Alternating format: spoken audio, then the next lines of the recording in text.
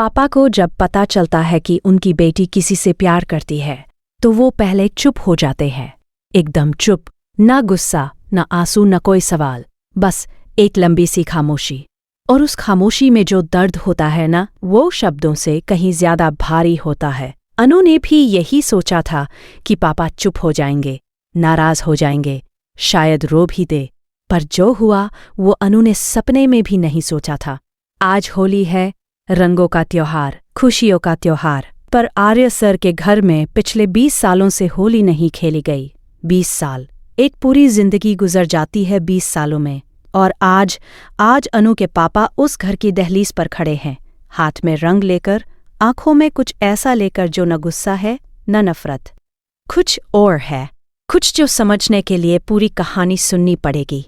अनु उस दिन आर्य सर के घर से निकली थी तो उसके कदम भारी थे। हर्ष सर की बातें अभी भी कानों में गूंज रही थी। माँ की वो नज़र अभी भी आंखों के सामने थी, जिसमें ना सिर्फ नाराजगी थी बल्कि एक तरह की थकान भी थी, जैसे वो कह रही हो कि बेटा तू समझती क्यों नहीं। पर अनु समझती थी, सब कुछ समझती थी। वो जानती थी कि वो जो कर रही है वो आसान नहीं है। वो जानती थी कि उसके और आर्य सर के बीच उम्र का फर्क है। वो जानती थी कि समाज क्या कहेगा। वो जानती थी कि लोग उंगलियां उठाएंगे। पर कुछ चीज़ें होती है जो जानते हुए भी इंसान रोक नहीं पाता। दिल की बात दिमाग से नहीं रुकती। और अनु का दिल तो बहुत पहले से तय कर चुका था।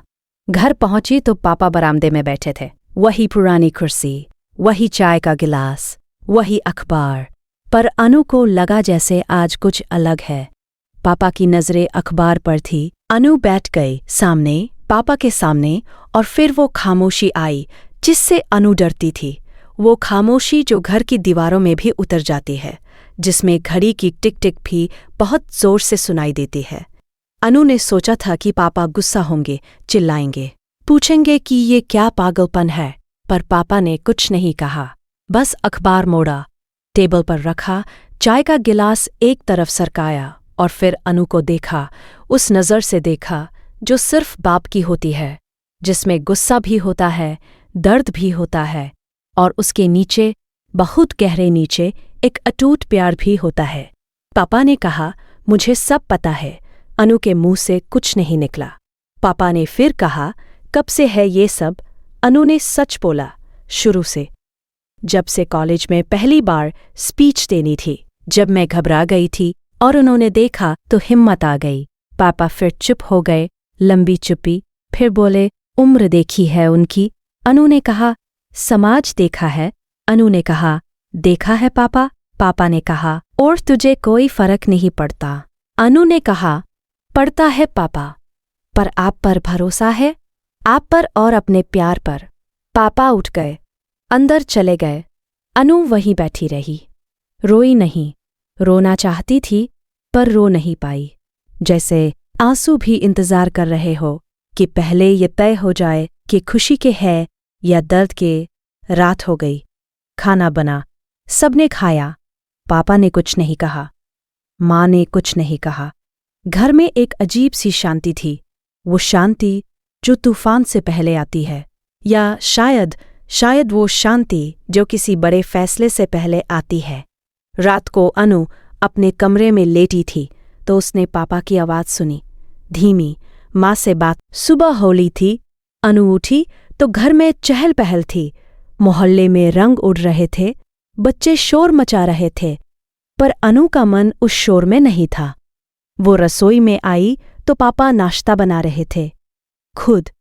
पापा कभी कभी ऐसा करते थे जब खुश होते थे या जब कुछ सोच रहे होते थे। अनु को आज भी समझ नहीं आया कि ये किस बात का नाश्ता है। पापा ने थाली रखी अनु के सामने और बोले, खा। अनु ने खाया, चुपचाप। फिर पापा ने कहा, आज उनके घर जाना है मुझे। अनु का हाथ रुक गया, चम्मच वही थम गई। उसने ऊपर देखा, पापा की आंखों में कुछ था। वो पढ़ने की कोशिश कर रही थी, पर पापा की आंखें हमेशा से किताब नहीं थी, वो तो एक पूरा दरिया थे। अनु ने पूछा, क्यों पापा? पापा ने कहा, होली है। अनु सोचती रही, होली, आर्य सर के घर होली जो 20 सालों से नहीं हुई।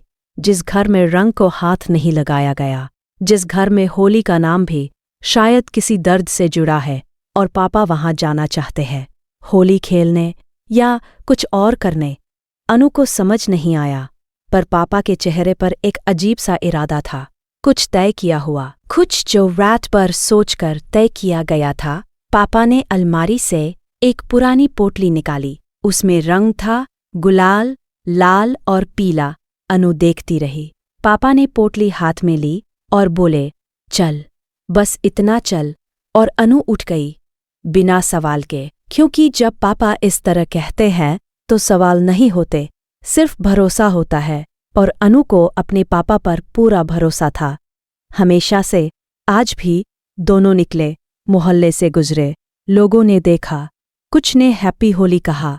पापा ने मुस्कुराकर जवाब दिया, वो मुस्कान जो बहुत कम लोगों को नसीब होती है, जिसमें दुनिया की परवाह नहीं होती, जिसमें सिर्फ एक काम होता है। और वो आर्य सर के घर की दहलीज पर जब पापा ने दस्तक दी तो अनु की सांस थम गई। दरवाज़ा खुला। माँ ने खोला, वही माँ जिन्होंने कल अनु को देखकर एक थकी हुई नज़र दी थी। आज उनकी आंखों में हैरानी थी, शुद्ध हैरानी, जैसे उन्होंने सोचा ही नहीं था कि दरवाजे पर ये चेहरा होगा।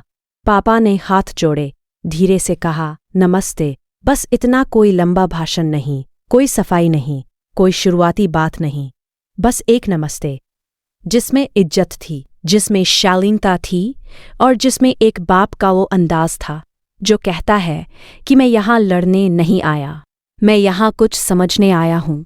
माँ ने दरवाज़ा पूरा खोला, अंदर आने का इशारा किया, पर उनके चेहरे पर वो सवाल साफ था जो होंठों तक नहीं आया। अनु ने माँ की आंखों में वो सवाल पढ़ा, क्यों आए हो, क्या चाहते हो, क्या इरादा है?